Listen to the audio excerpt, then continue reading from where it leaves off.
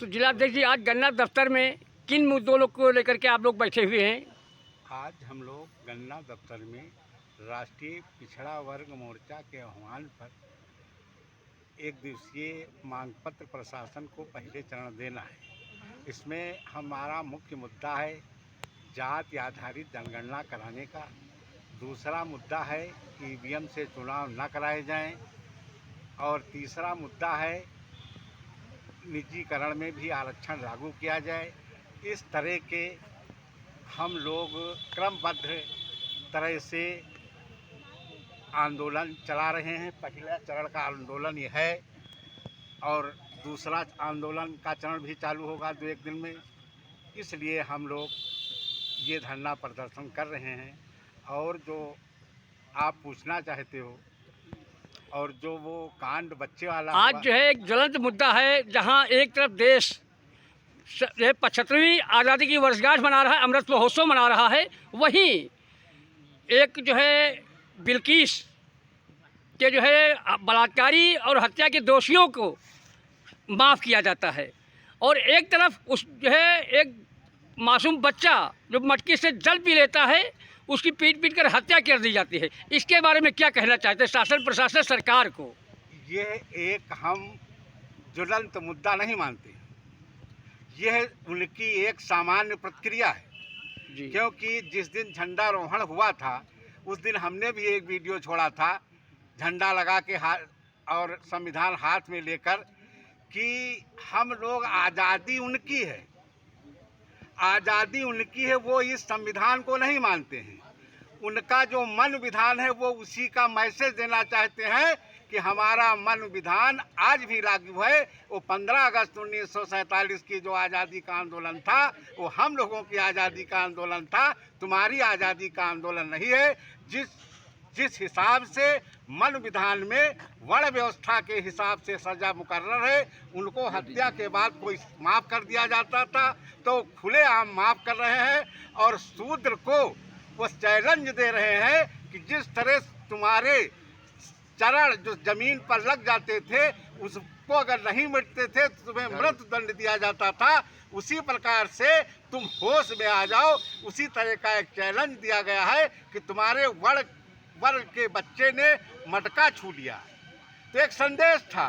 अरे संदेश न होता तो वो बच्चा भी स्कूल के बेंच पर भी बैठता है, बेंचें क्यों नहीं जला दी गई उस स्कूल के बिल्डिंग में? वो एक मैसेज हमारे समाज को देना चाहते हैं कि शूद्र समाज को तुम अपने संविधान के बदौलत न मानो। हम लोग ये संविधान को नहीं मानते हैं और हमारी व्यवस्था है। और ईवीएम मशीन के बारे में आप भी समझ जाइए, देश का सबसे बड़ी पद पर राष्ट्रपति का चुनाव बैलेट पेपर से होता है। हम लोग ईवीएम की मांग करते हैं, ईवीएम से मांग नहीं हो रही है। और जाति आधारित जनगणना के लिए हम लोग दिन रात परिश्रम कर रहे हैं, जबकि देश में समाज है नहीं, जाति है। जाति आधारित जनगणना हो जाएगी तो उनको हक अधिकार हमको देना पड़ेगा।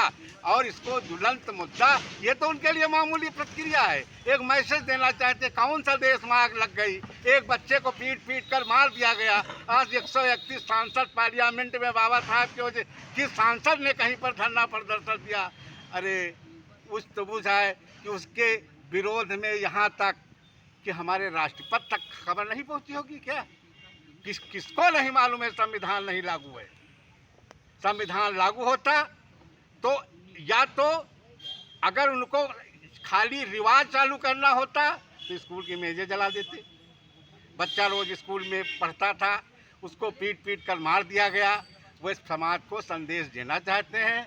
आज अब मौका है हम लोगों के पास, एकत्र हो जाएं, क्योंकि उन लोगों ने इसके लिए मेहनत की है, इसलिए उसका फल वो भोग रहे हैं।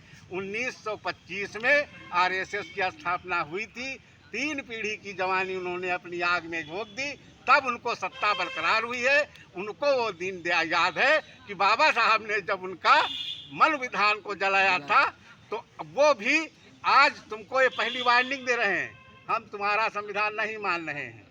अब वो प्रतिक्रिया देख रहे हैं कि आप इसका प्रतिक्रिया कौन सी होती क्या है। तो आप लोगों की इस पर क्या प्रतिक्रिया होगी, क्या करेंगे आप सभी लोग?